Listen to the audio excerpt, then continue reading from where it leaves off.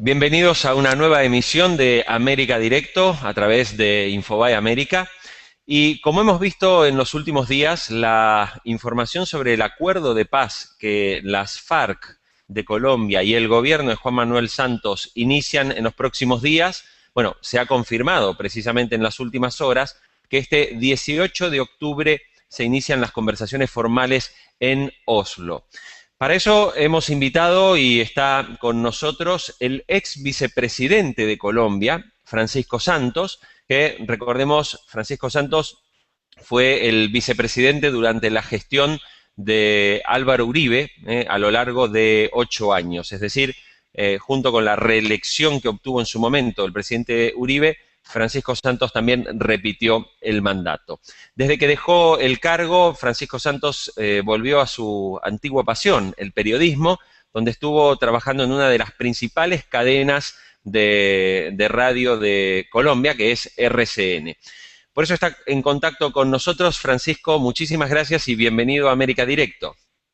Muy buenos días, Jorge, y un placer estar aquí con ustedes y con todos los internautas utilizando este nuevo medio de comunicación que acerca a la gente y que hace que pues estos diálogos ya no tengan que recurrir al satélite o al aeropuerto, sino sea absolutamente directo y franco y abierto. Muy bien, Francisco, nos gustaría comenzar con la entrevista. Sabemos que el día 18 de octubre en Oslo se inician las conversaciones formales. Has estado 8 años como vicepresidente de Colombia, con una política hacia la narcoguerrilla completamente opuesta a la que a día de hoy está llevando a cabo el actual presidente, Juan Manuel Santos. ¿Cuál es la expectativa que tienes respecto de este acuerdo que se inicia? Yo no soy muy optimista, le quiero ser muy sincero. Esto parece una historia que ya vivimos. Si vemos que arranca esta negociación en Oslo, que los guerrilleros van en aviones del estado de Colombia a Cuba y de Cuba a Oslo, pues me recuerda un poco el turismo de la paz que hizo el expresidente Pastrana, donde se llevó los grandes líderes de la guerrilla por toda Europa. Estuvieron, recuerdo, en España, estuvieron en Suiza, estuvieron en Oslo, estuvieron en Suecia, en fin. Es un poco más de lo mismo. Obviamente hay una expectativa creciente en Colombia, obviamente la situación ha cambiado, la guerrilla hoy es infinitamente menos poderosa y creo que los 8 años del gobierno de Álvaro Uribe fueron importantísimos en generar esa nueva realidad militar y pues eso le puede dar un poco más de posibilidades al tema de la paz.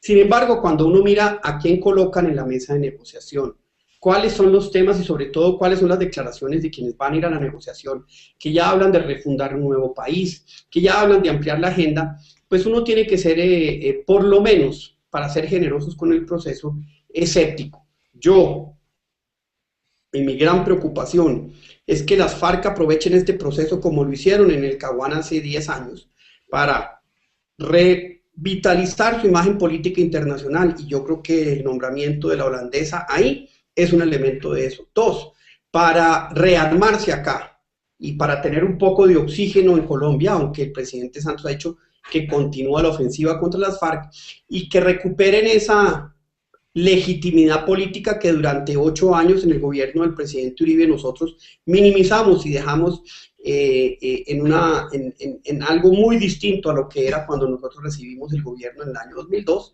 que eran un actor del conflicto, que palabra equivocada totalmente, se equiparaba al Estado, se equiparaba a las Fuerzas Armadas. No soy optimista, ojalá le vaya bien al presidente Santos, porque hay infinidad de temas, y si quieren los abordamos más adelante, como la elegibilidad, las víctimas, que son temas en los cuales el gobierno tiene una mirada, la guerrilla tiene otra, y la sociedad colombiana tiene otra totalmente distinta. Vamos a recordar que Francisco Santos fue el periodista que reveló, el primero que dio a conocer la existencia de conversaciones del gobierno de Juan Manuel Santos con las FARC. Esto aceleró todo el proceso y obligó al presidente de Colombia a salir a explicar cuáles eran los planes que había detrás de esto. Francisco, en los 8 años que usted fue vicepresidente de Colombia, está claro que el ejército avanzó sobre las FARC y prácticamente no hay colombiano que deje de reconocer que la calidad de vida en ese aspecto mejoró mucho, es decir, se recuperaron los caminos, se recuperaron las carreteras, había ciudades que estaban prácticamente sitiadas por la guerrilla, esas ciudades se liberaron y la gente recuperó una sensación de mayor libertad. En este proceso de paz, pareciera que digamos, esa presión sobre las FARC se redujo sustancialmente. ¿No puede ser esto un buen motivo también para que las FARC, antes agobiadas por el ejército, encuentren espacio ahora para reorganizarse, rearmarse y justamente, en caso de fracasar el proceso, volver a las andadas? Pues sin duda, y lo que hemos visto en los últimos 2 años es una recuperación de una fuerza de las FARC. Hemos visto un aumento, a pesar de que el homicidio sigue bajando muy lentamente, sí hemos visto un aumento muy, muy importante en las acciones terroristas de las FARC, de la voladura de puentes, de la voladura de torres de energía, volvieron a salir en carreteras muy esporádicamente, y valga la pena aclararle a todos nuestros internautas, pues lo que se logró en los 8 años anteriores, yo creo que Colombia jamás va a volver a ser ese país antes del 2002, pero sí cogieron mucha más fuerza, la extorsión creció, y en ese sentido, pues las FARC se adaptaron a un nuevo entorno, con un nuevo gobierno que llega con un mensaje distinto que al que lo eligió. Lo eligió la seguridad democrática y el presidente Santos desafortunadamente decidió escoger otro camino, y en ese sentido primero se genera dentro de la fuerza pública una prevención. Me la voy a jugar por un presidente que está apostando a la paz, personas que están en el campo de batalla exponiendo su vida, pues obviamente existe en ese sentido un gran repliegue de la fuerza pública, eso lo saben perfectamente las FARC, a pesar de que el gobierno diga que no, y en ese sentido, pues, ese es uno de los grandes temores. El segundo temor es, hombre, ¿qué clase de FARC es la que se va a entregar? ¿Qué tanto se va a entregar? Y hay una gran expectativa en Colombia de si esto es un proceso de paz. No, esto es un proceso de conversaciones con las FARC. Hay muchos otros actores de la violencia que no están ahí metidos. Y un poco el gobierno ha querido vender la ilusión de que con esto se resuelve el conflicto o se resuelve la violencia en Colombia. Eso no es cierto. Siguen las organizaciones criminales del narcotráfico, el ELN sigue por su lado. En fin, esto es una parte de ese rompecabezas que pues en los 8 años del presidente Uribe logró ordenarse, sobre todo recuperando el monopolio del uso de la fuerza en grandes partes del territorio nacional. Sí, es una preocupación inmensa. ¿De qué van a hacer las FARC? ¿De hasta dónde van a ser sinceros?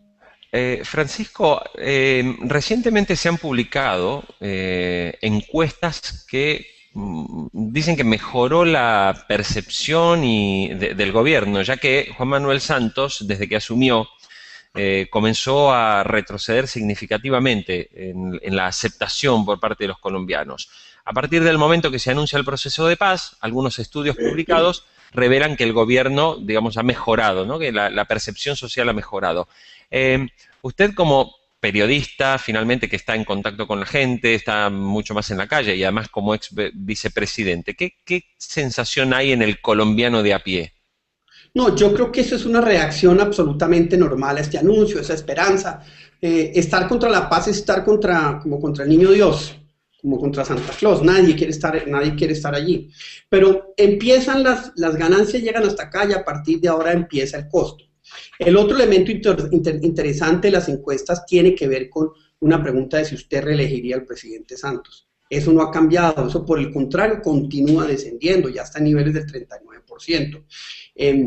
Las FARC lo entienden, las FARC saben que ellos son un componente fundamental de la reelección del presidente Santos y van a utilizar eso para que si las conversaciones llegan a diciembre, enero del próximo año, no de este año, sino del 2013, 2014, pues van a tener la sartén por el mango para exigirle muchas más contraprestaciones al presidente Santos en su proceso de negociación. Ese es uno de mis sustos. ¿Hasta dónde está dispuesto a entregar el presidente Santos el país, agenda de país? Porque para eso hay Congreso, para eso hay democracia, para eso hay partidos, para eso hay elecciones, simplemente para tomarse la foto y poder asegurar su reelección. Ese es uno de los grandes interrogantes de este proceso que empieza. Las FARC lo tienen clarito. Y sí, las encuestas le han favorecido, interesantísimo, pero es apenas normal. Sin embargo, cuando uno mira los datos duros, se da cuenta que eso es digamos, un pico efímero que tiene que ver con una coyuntura sumada a la de su enfermedad, que afortunadamente pues ya es un tema que pues en materia de salud, y siendo primo mío me alegra inmensamente que lo haya resuelto, pero ya mirando a largo plazo lo que el presidente Santos empieza ahorita es a asumir los costos de la paz, que tiene muchos. Francisco, hay un tema que indudablemente hay que mencionar y es la complicada relación o casi ruptura de relaciones que se produjo entre el expresidente Álvaro Uribe y el actual presidente Juan Manuel Santos, a lo que, como usted mismo decía recién, usted fue vicepresidente, es además primo del actual presidente y tiene una visión mucho más crítica. Mientras estamos hablando, la audiencia nos está enviando preguntas en este momento y a propósito de este tema, Lupita González desde México nos está preguntando si Uribe no está celoso de todo este proceso. No, yo no creo que esté celoso, está preocupado de hasta dónde pues un proceso de paz sea un equivalente de desinstitucionalización del país. Nosotros durante los 8 años de gobierno hicimos un proceso de paz con las autodefensas, más que proceso de paz, un proceso de desmovilización y entrega. Se trató un proceso de paz con el ELN, que estuvo muy cerca de ser fructífero, pero no logró darse, en La Habana precisamente. Se trataron de realizar conversaciones con las FARC también, porque todos tenemos claro que esto finalmente tiene que llegar a un proceso de paz. El tema es qué paz y a qué precio. ¿A precio de impunidad? ¿Cuántas víctimas tiene esta violencia? ¿Cuántos secuestrados? ¿Cuántos desaparecidos? ¿Cuántas víctimas de minas antipersona, etcétera? Entonces, ¿esto se le va a echar tierra? Yo creo que eso es algo que la sociedad no acepta. Vamos a ver a aquellos señores que colocaron bombas en centros comerciales, en fin, que cometieron semejantes atrocidades en el Congreso. Eso es algo que se va a permitir. La legislación internacional, pues, constriñe un poco hasta dónde puede llegar el presidente Santos, pero más que celos es decir, mire, la paz perfecto, pero no a cualquier costo. Sobre todo cuando se logró demostrar que con seguridad y con liderazgo en materia de seguridad, los efectos de estos grupos pueden irse reduciendo y reduciendo y reduciendo para que de pronto llegáramos a algo similar a lo que pasa en España, donde ETA existe, pero es prácticamente irrelevante en la realidad española. ¿Todavía hay secuestrados en poder de las FARC? Porque las FARC dicen que no. A ver, hay desaparecidos, muchas personas secuestradas, desaparecidas, que los asesinaron. Queremos saber dónde están, queremos que le entreguen a las familias sus cuerpos, pero muchísimos. Pueden haber miles de personas que secuestraron y desaparecieron. O centenares, muy cerca, yo diría que cerca a los 1000, pero de todas maneras es una cifra sumamente importante, ese es un censo que se está haciendo. Yo creo que ahorita no tienen secuestrados, le quiero ser sincero. Por lo menos lo que pasa es que las FARC se atomizaron tanto, hoy tienen tan poquito comando y control sobre sus tropas que un frente guerrillero, un comandante de frente dice, yo voy a secuestrar a ese señor para un negocio mío propio. Entonces, puede ser que en ese sentido y en esa situación de incomunicación, de atomización de las FARC, existan frentes que tengan secuestrados en este momento. Pero como política institucional, sí creo que en ese sentido lo que la FARC dijo se ha cumplido. Ahora, Francisco, si las FARC, uno no puede dejar de recordar lo que pasó en la década de los 80 con el narcotráfico, ¿no? Los grandes carteles de la droga, los Rodríguez Orejuela en Cali, Pablo Escobar en Medellín. Cuando desaparecieron los grandes carteles, también el narcotráfico se atomizó, lo que volvió más compleja la lucha, porque ya de grandes carteles empezó a haber pequeños productores que iban colocando su producción y al final fue muy difícil de controlarlo también. Ahora, ¿qué es lo que ocurre con las FARC? Porque si hoy se sientan a negociar con el gobierno de Santos y llegan a un acuerdo, esas FARC atomizadas, ¿a quién le hacen caso? O sea, ¿realmente respetan la autoridad de los interlocutores que se sientan a negociar? Ese es uno de los grandes interrogantes. Sin duda hoy las FARC son el cartel más grande de Colombia. En el 60% de los frentes que ellos tienen están contaminados de narcotráfico, de cultivo, de procesamiento o de negocios con carteles mexicanos y brasileños. Entonces estamos negociando, y no nos digamos mentiras, con un cartel de la droga también. ¿Qué puede pasar ahí? Ese es un gran interrogante. Es un gran negocio. Y hay muchos frentes, en especial las columnas móviles, que están recurriendo cada vez más a ese tipo de relacionamiento con carteles mexicanos, donde hay una mayor cantidad de utilidad frente al negocio del narcotráfico. ¿Qué tanto van ellos a entregar un negocio tan rentable que les da una calidad de vida y les da poder? Esa es una pregunta que no tenemos ahorita la respuesta. ¿Existe unidad de mando total? No lo creo. No lo creo, son seres humanos, y creo que lo primero que pasó en los 8 años anteriores con esa ofensiva del gobierno es que atomizó de manera dramática esta organización, y por lo tanto generó, digamos, unas relaciones de poder de los frentes con sus comunidades y con sus negocios distintas a las que habían antes, donde sí el secretariado o la unidad de mando de arriba a abajo, esa jerarquía piramidal, funcionaba de manera muy estricta. Se sigue manteniendo, no hay total desorden, pero ¿entrarán todos? Si me lo preguntan a mí hoy, yo creo que no.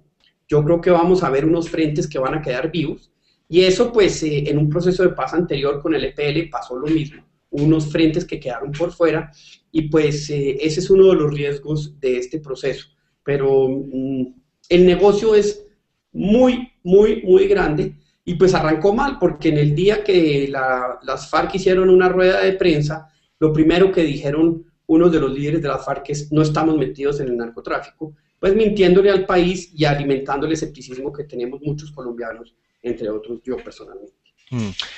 Nos está preguntando, mientras hablamos, la gente al pie de nuestra pantalla tiene un formulario en el que puede enviar preguntas en directo que estamos respondiendo, que está respondiendo Francisco Santos. Nos pregunta Carlos Cortés desde Uruguay: ¿es comparable el proceso de paz de las FARC con el que hizo el expresidente Uribe con los paramilitares? No, tiene unos elementos, y hay un tema muy interesante. Cuando nosotros llegamos en el 2002, el país estaba roto en tres, estaba una parte importante la controlaban los paramilitares, no nos digamos mentiras, otra parte importante pues la extrema izquierda, y en ese sentido nosotros heredamos un proceso de paz, lo llevamos a un término en el cual todos sus líderes, que en el año 2002 hacían fiestas magníficas en sus fincas, que controlaban rentas del Estado, controlaban el negocio del narcotráfico, y hoy están extraditados. Lo que sí creo que es importantísimo entender es que ese proceso generó una ley de justicia y paz, que habló de 3 principios fundamentales que hoy tienen que hacer parte de este proceso: verdad, justicia y reparación. A las FARC no les interesa la verdad, no les interesa la justicia y no les interesa la reparación. El gobierno Santos en ese sentido tiene una camisa de fuerza. ¿Hasta dónde la va a imponer? Muchos de esos elementos, por cierto, vienen y tienen que ver con la legislación internacional. Entonces, si bien son distintos, lo que sí hay, que es bien interesante, en la que a partir de los procesos de paz en Colombia de los años 90, donde hubo impunidad total y pasar la página, eran otros momentos, era otra violencia. Hoy lo que vemos es que hay una salida, o digamos un proceso, en el que esos 3 elementos van a tener o van a configurar de manera muy importante en la discusión. Leía hoy en El Espectador, en varios de los periódicos, entrevistas con expertos internacionales, y decían, perdóneme, inclusive José Miguel Vivanco de Human Rights Watch mandaba una carta en estos días diciendo: los derechos de las víctimas, los derechos a la justicia, a la verdad y a la reparación son derechos internacionales que en una negociación no se pueden simplemente dejar de lado o pasar impunemente. Entonces sí hay una negociación distinta que pues la FARC tendrá que acomodarse a ella. Ahora, como usted dice, Francisco, si las FARC se niegan a reconocer la verdad, el proceso de negociación ya arrancaría mal, porque estamos diciendo que las FARC dicen que no tienen nada que ver con el narcotráfico, cuando evidentemente hay evidencias bastante notables en ese sentido. Y luego lo que está ocurriendo con las víctimas, esos cientos de personas desaparecidos y asesinados por las FARC. ¿Qué le va a decir el actual gobierno de Santos si llegan a un acuerdo? O sea, en la experiencia que usted tiene como expresidente, o sea, ¿qué se le puede decir a familias, a cientos de familias que han llegado a un acuerdo con las FARC y que las FARC no piensan tener, digamos, ningún reconocimiento de reparación? Pues sí, yo creo que eso es un imposible moral, ético y político para el presidente Santos. Yo creo que no puede pasar por encima de las víctimas. Es más, en esa misma rueda de prensa donde las FARC hablaron del tema del narcotráfico, pues ellas también en un momento dado hablaban de que las víctimas eran ellas. Ellas no han reconocido el papel de victimarios que tienen. Y creo que ese es un elemento importantísimo de entender en su psiquis, pero también en las dificultades que va a tener esta negociación.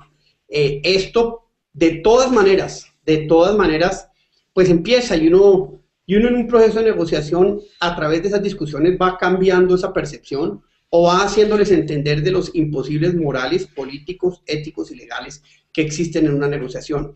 ¿Las FARC lo van a aguantar? ¿Van a aceptar eso? Esa es una de las grandes preguntas. Si por ellos fuera, la negociación sería, vamos a una constituyente, nosotros nos quedamos sin ir a unas elecciones con el 20 o el 30% de los escaños, renegociamos el modelo económico, hay impunidad total y tenemos el 30% después, por lo menos durante un tiempo del Congreso. Ese es el ideal de lo que ellos querrían. Y fue un poco lo que plantearon la negociación del Caguán. Aquí empezaron de menos, pero desafortunadamente ya durante este proceso, ellos lo que están hablando y lo que están diciendo es, esto es apenas el principio, queremos ampliar, queremos refundar, queremos mirar la justicia, queremos mirar muchos otros temas que pues no están en el mismo documento. Francisco, nos gustaría preguntarle también sobre su visión y en la experiencia como ex vicepresidente de lo que está pasando en toda la región. El primer tema, indudablemente, es el notable triunfo de Hugo Chávez en una nueva reelección en Venezuela, cuando desde la oposición había aparecido un candidato que tenía propuestas diferentes, tenía otro modelo, muy carismático también con la gente, es decir, no daba la imagen del candidato o del anticandidato que habían tenido en otras ocasiones en Venezuela. Sin embargo, el triunfo fue contundente. Me gustaría tener su opinión sobre lo que fue la jornada electoral en Venezuela. Lo primero es que era una elección con las cartas marcadas. Hay que partir de la base de que no fue una elección entre dos candidatos, digamos, jugando con las mismas cartas. Y en las cuales, pues, el presidente Chávez, con el dinero del petróleo, porque cuando usted le dicen, mire, si vota por mí le doy casa, carro y beca, pues es muy difícil uno en ese sentido lograr ganar voto a voto. Eso es lo primero. Entonces era una elección de inmensas dificultades, en las que los medios de comunicación, quizás con excepción de la prensa escrita, estaban en manos de chavistas y jugaron un papel fundamental, en las que también durante un momento el Consejo Electoral en manos del chavismo. Entonces no era una elección totalmente libre. Partiendo de eso y sabiendo que Chávez tiene por lo menos un 30% del electorado a favor de él, que es, digamos, la nueva burguesía bolivariana, que se ha enriquecido de la corrupción o que ha recibido inmensas dádivas a costa de nada, y eso, la verdad, ha tenido unos costos para Venezuela que va a pagar durante muchos años, durante muchas décadas, pues uno esperaba una elección reñida. La sorpresa es la diferencia, pero yo lo que creo, yo tengo clarísimo que ya votaron hasta los muertos. La gran parte de la diferencia hace parte de un fraude que estaba preparado, que si se lograba mirar con detalle, uno podría darse cuenta que o la diferencia había sido muchísimo menor o quizás habría ganado la oposición. Eso nunca lo sabremos. Eso nunca lo sabremos, pero sí le sorprende a uno que ha votado el 82% de la población. ¿Y por qué razón, Francisco, Capriles, a una hora relativamente temprana, reconoce absolutamente los resultados? Y de hecho, hasta la propia CNN emitió su programación especial, y donde se destacó el concepto de la transparencia del sistema electoral venezolano. ¿No es llamativo que nadie en la oposición denuncie un posible fraude? No, uno sí está empezando a ver ya en la oposición. Lo que pasa es que no había los instrumentos para comprobarlo. No existen los instrumentos para comprobar qué fue lo que pasó, porque entre otras todo el tema electoral está en manos del chavismo. Pero ojalá algún día, y después de que pase esto, se pueda hacer un análisis serio, estadístico, de qué fue lo que pasó en esas elecciones, y creo que nos vamos a llevar sorpresas. Pues obvio, los medios de comunicación simplemente siguieron lo que decían los órganos electorales sin tomar distancia frente a eso. Y creo que Capriles, en un acto de inmensa generosidad democrática y de inmenso nacionalismo y amor por su país, dice, no me voy a meter en esta pelea, esto apenas está empezando, no hay que olvidarse que tienen elecciones políticas ahorita regionales en diciembre, dejemos esta construcción del primer paso, y semejante primer paso, 6,5 millones de votantes, para unas elecciones en el futuro, que obviamente pues están enmarcadas dentro del signo de interrogación, que tiene que ver de la salud del presidente Chávez, y ya he empezado a escuchar de algunos, digamos, de algunos analistas, entre ellos Andrés Oppenheimer, que esa recuperación del presidente Chávez pudo tener o puede tener, o puede ser como consecuencia de haber abandonado su tratamiento y que tendrá costos más adelante. Entonces creo que en ese sentido Capriles prefirió dejar esa base de construcción, de una oposición seria, de una campaña magnífica que él hizo, digamos, de un espacio político que se había perdido durante los pasados 12 años, y decir, a partir de ahí vamos a construir. Vamos a ver qué pasa en Venezuela de todas maneras, porque el presidente Chávez creo que le queda claro que 6,5 millones de venezolanos le dicen no lo queremos acá, y pues eso puede generar dos cosas: uno, o que el presidente Chávez cambie y diga, hombre, va a gobernar para todos, pero yo no me creo eso. Yo lo que creo es que se viene es una radicalización mucho más profunda y polarización mucho más profunda en Venezuela por cuenta del gobierno Chávez, para generar, digamos, ese modelo unipartidista, semidictatorial y sobre todo inmensamente caudillista, que primero es una herencia de lo que Venezuela siempre ha sido. Venezuela tiene una historia de caudillismo muy grande, y segundo, pues que está un poco inspirada en los modelos autoritarios de partido único como existe hoy, por ejemplo, en Cuba. Francisco, es evidente que la inspiración del gobierno de Chávez en el castrismo, bueno, es innegable. Él mismo siempre ha destacado su fuerte vínculo con Fidel Castro, e incluso con su modelo de gestión, con su modelo de control. Sin embargo, lo que está llamando un poco la atención es que dentro de América Latina empiezan a aparecer gobiernos y administraciones de países que están bastante cerca de Hugo Chávez, que se alegran muchísimo de los grandes triunfos de Hugo Chávez, y que incluso tienen un estilo así de polarización, de dominio y de control absoluto de la oposición, prácticamente anulándola. Hay que citar indudablemente el caso de Ecuador, hay que citar el caso de Evo Morales, que en estos días volvió a hablar del imperialismo yanqui, pero no dijo ni una palabra de que la reina Sofía de España estaba en ese momento visitando el país. Y en los últimos tiempos también una visión, al menos en la Argentina, de que el gobierno de Cristina Fernández de Kirchner también empieza a tener ciertas actitudes similares al chavismo. ¿Qué es lo que seduce tanto de Hugo Chávez en estos países de la región?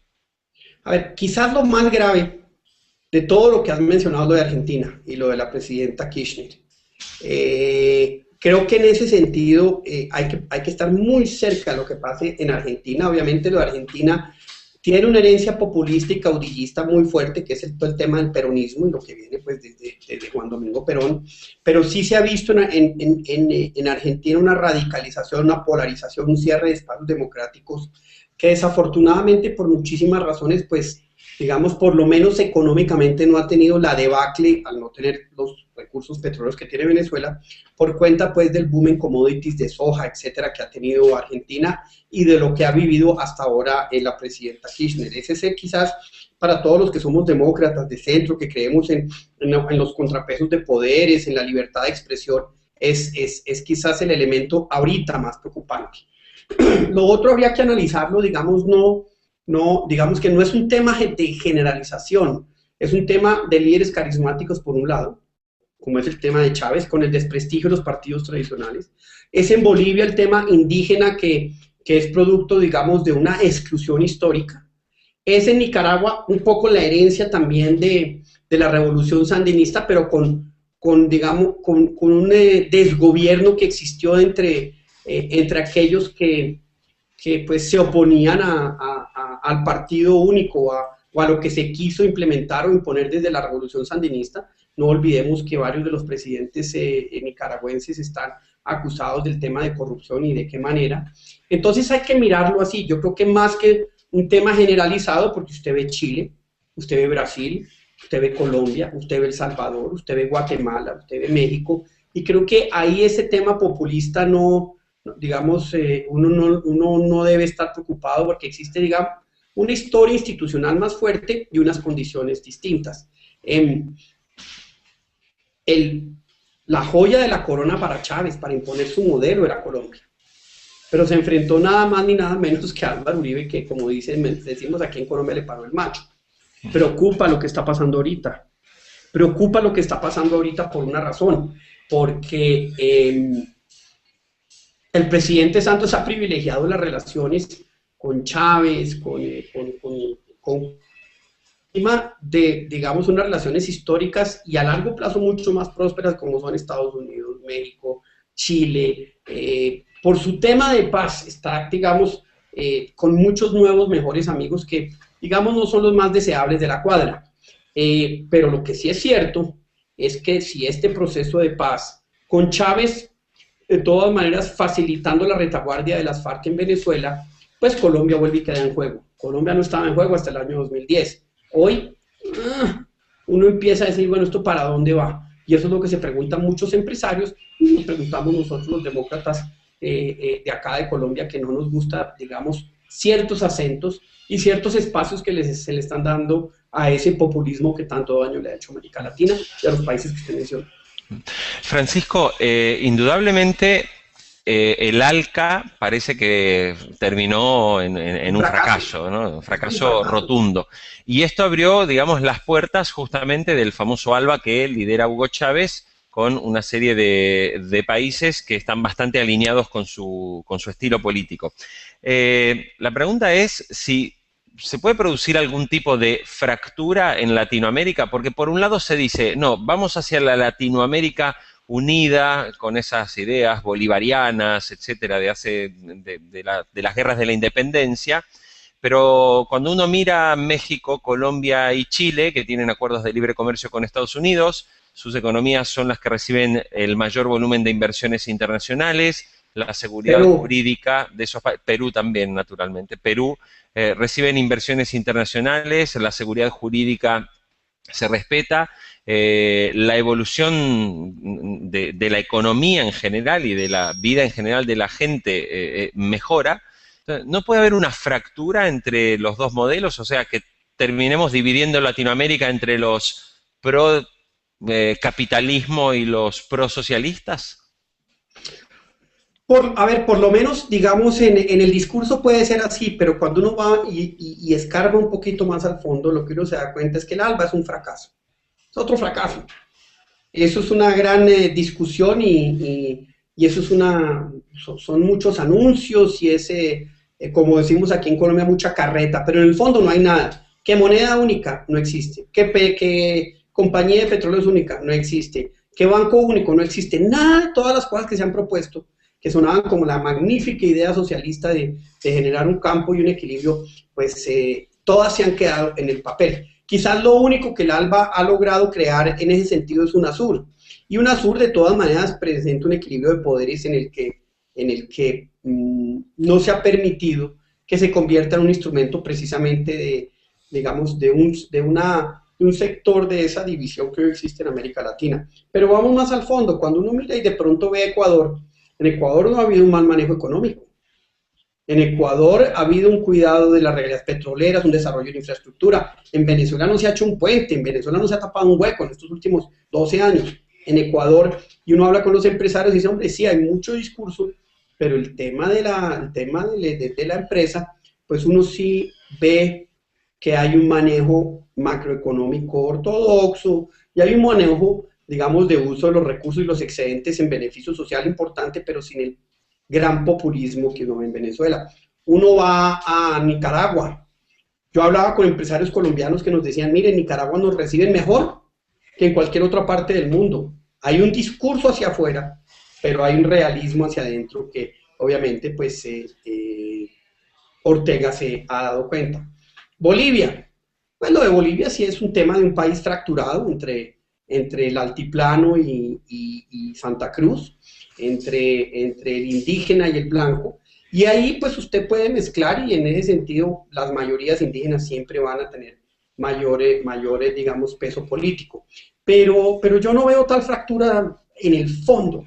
Yo lo que veo es un fracaso de modelo económico por cuenta del famoso socialismo del siglo XXI, pero sí creo que hay una lección que debemos aprender todos los, digamos, los gobernantes de hoy y del futuro frente al tema del gasto público. Hombre, cuando se maneja bien una economía, cuando hay excedentes, cuando hay impuestos que se pagan, esos tienen que ir, no para mejorar simplemente la balanza macroeconómica y decirle al Fondo Monetario Internacional o a las calificadoras de riesgo, mire cómo estoy de bien, bájenme la calificación, sino invertir en los ciudadanos. ¿Dónde está la popularidad del presidente Uribe? Hombre, está en que nosotros llegamos a tener 3 millones de personas en Familias en Acción, que es un estipendio mensual para que los niños se mantengan en el colegio, tengan salud y alimentación. Cosas como esas de buena gobernanza son las que son importantes de desarrollar para que precisamente a la expectativa de una economía en crecimiento, pues también venga la expectativa de aquellos más desafortunados de una sociedad de ver que también van a la par subiendo en la medida en que las economías crecen y se hacen más ricas. Ahí es donde está la gran lección de esto que está pasando hoy en día, pero que a mí no me cabe la menor duda, finalmente el fracaso del ALBA y el socialismo del siglo XXI es algo que va a quedar para siempre. Es una lección histórica que tenemos que aprender exactamente sobre lo que no hay que hacer. Pero bueno, evidentemente pareciera que todavía el socialismo del siglo XXI goza de buena salud, a juzgar por los resultados en Venezuela y a juzgar sobre todo por sectores políticos de Latinoamérica que siguen bastante embelesados con el modelo cubano o siguen embelesados con el modelo de Hugo Chávez. Francisco, ¿en qué falló el modelo liberal para que en Latinoamérica haya este auge demagógico y de sectores populistas que hablan de utilizar el gasto público en dar subsidios, en sí, mejorar los niveles de los que están en la parte más inferior, digamos, de la sociedad, pero simultáneamente destruyendo luego los sistemas productivos, desalentando la inversión, nacionalizando, etcétera, para que luego sabemos que eso es pan para hoy y hambre para mañana. Yo creo que hay un elemento que no se ha visto muy bien, es el tema de la comunicación. Nunca supimos comunicar nuestros éxitos. Y los organismos internacionales ayudan un poquito también. Hay una mirada ahí al equilibrio económico, a la sanidad de las finanzas, etcétera, que casi que ha sido macartizada, entonces lo han colocado dentro de esos parámetros de Fondo Monetario Internacional, neoliberalismo. Cuando resulta que uno mira acá y ha habido muchas otras experiencias de desarrollo económico dentro de las libertades que han sido exitosas.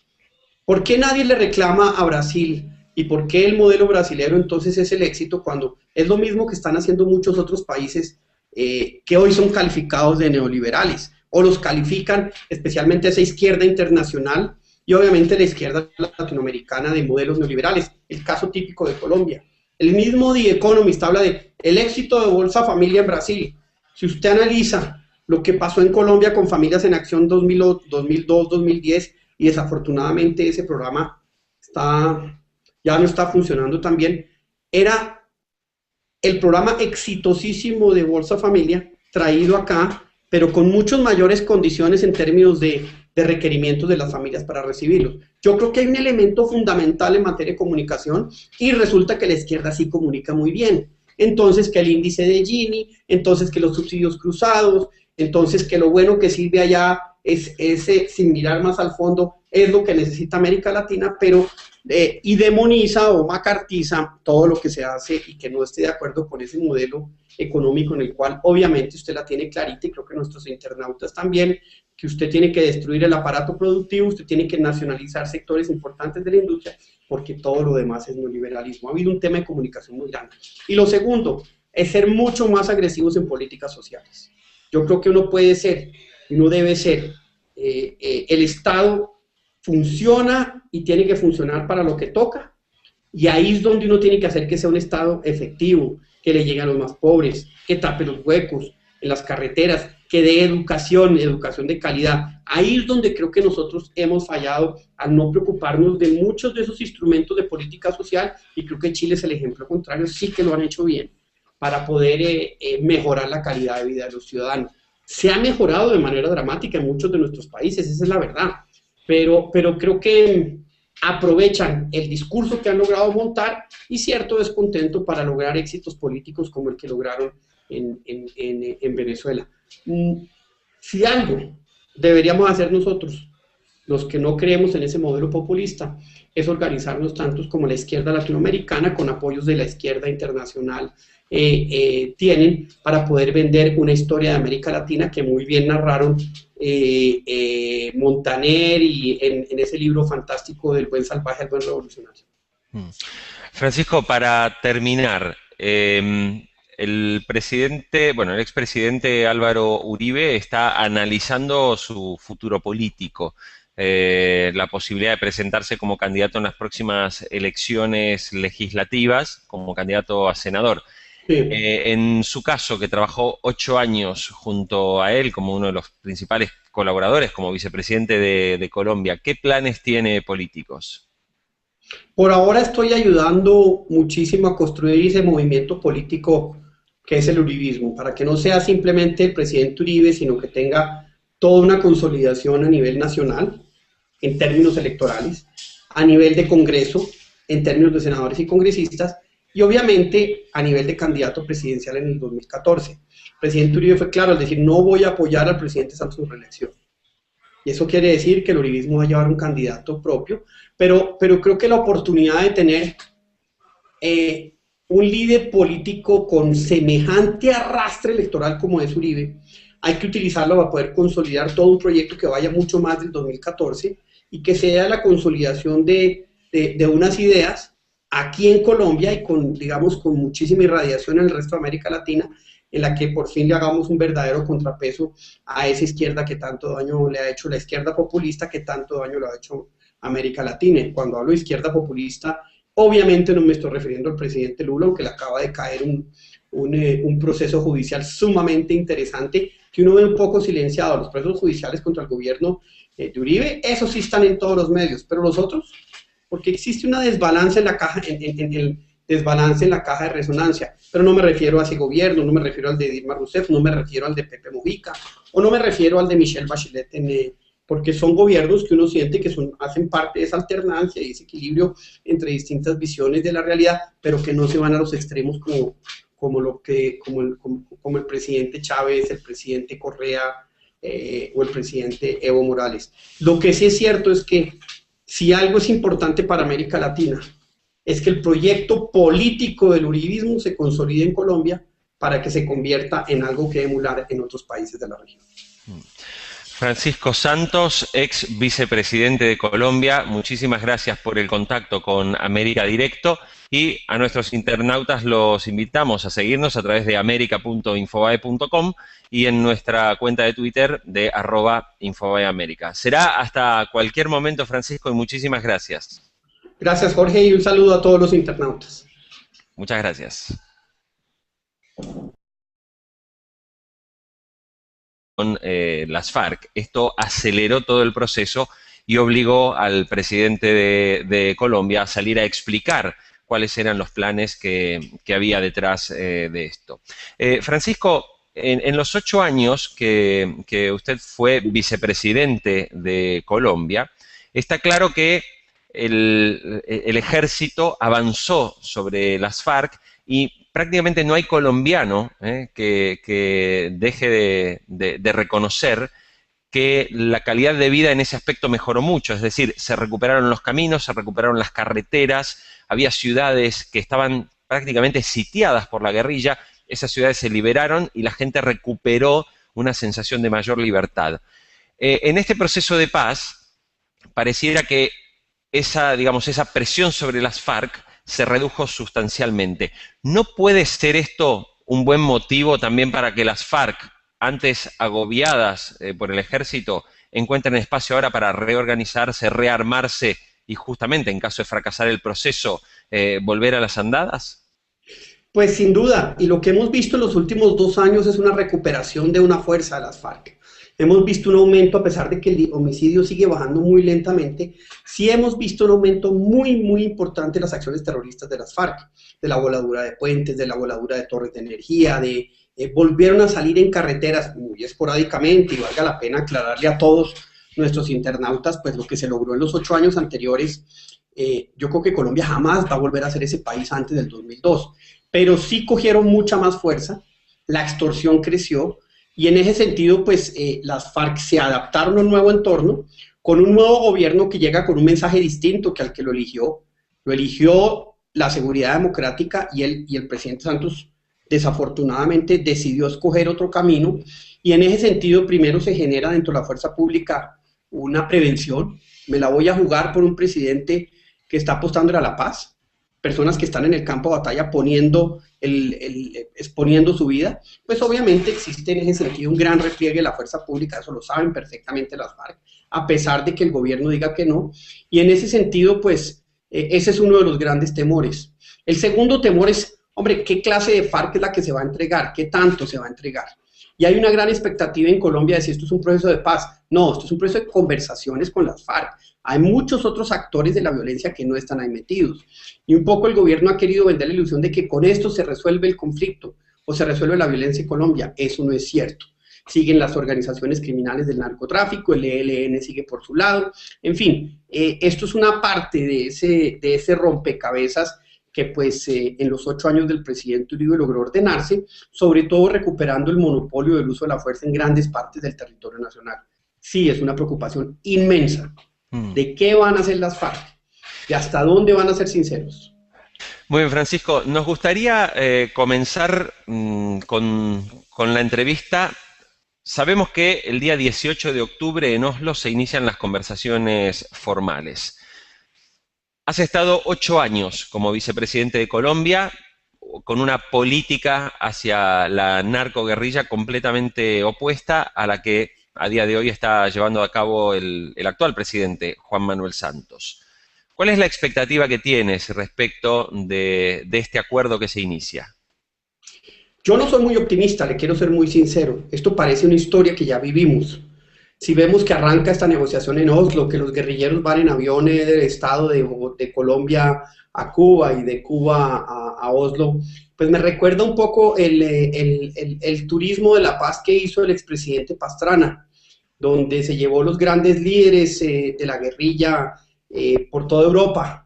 Estuvieron, recuerdo, en España, estuvieron en Suiza, estuvieron en Oslo, estuvieron en Suecia, en fin. Es un poco más de lo mismo. Obviamente hay una expectativa creciente en Colombia, obviamente la situación ha cambiado, la guerrilla hoy es infinitamente menos poderosa, y creo que los 8 años del gobierno de Álvaro Uribe fueron importantísimos en generar esa nueva realidad militar, y pues eso le puede dar un poco más de posibilidades al tema de la paz. Sin embargo, cuando uno mira a quién colocan en la mesa de negociación,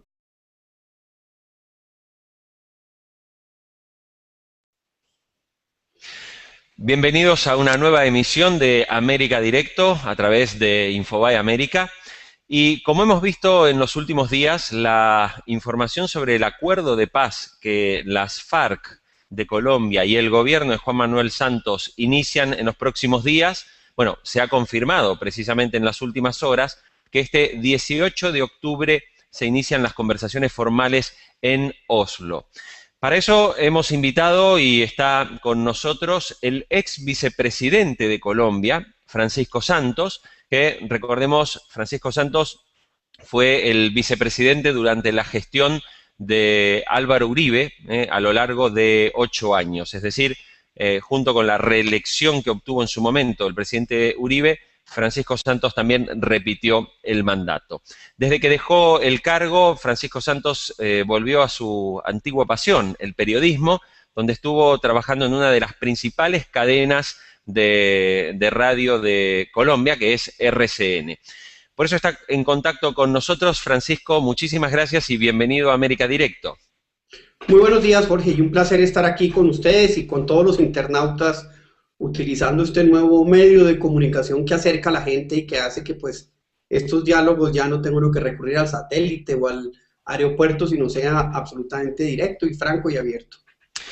¿Cuáles son los temas y sobre todo cuáles son las declaraciones de quienes van a ir a la negociación, que ya hablan de refundar un nuevo país, que ya hablan de ampliar la agenda? Pues uno tiene que ser, por lo menos, para ser generosos con el proceso, escéptico. Yo, y mi gran preocupación es que las FARC aprovechen este proceso como lo hicieron en el Caguán hace 10 años para revitalizar su imagen política internacional, y yo creo que el nombramiento de la holandesa ahí es un elemento de eso. Dos, para rearmarse acá y para tener un poco de oxígeno en Colombia, aunque el presidente Santos ha dicho que continúa la ofensiva contra las FARC, y que recuperen esa legitimidad política que durante 8 años en el gobierno del presidente Uribe nosotros minimizamos y dejamos en algo muy distinto a lo que era cuando nosotros recibimos el gobierno en el año 2002, que eran un actor del conflicto, que palabra equivocada totalmente, se equiparaba al Estado, se equiparaba a las Fuerzas Armadas.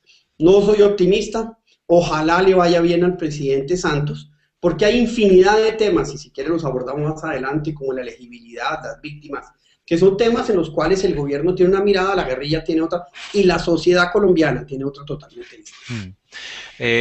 Vamos a recordar que Francisco Santos fue el periodista que reveló, el primero que dio a conocer la existencia de conversaciones del gobierno de Juan Manuel Santos con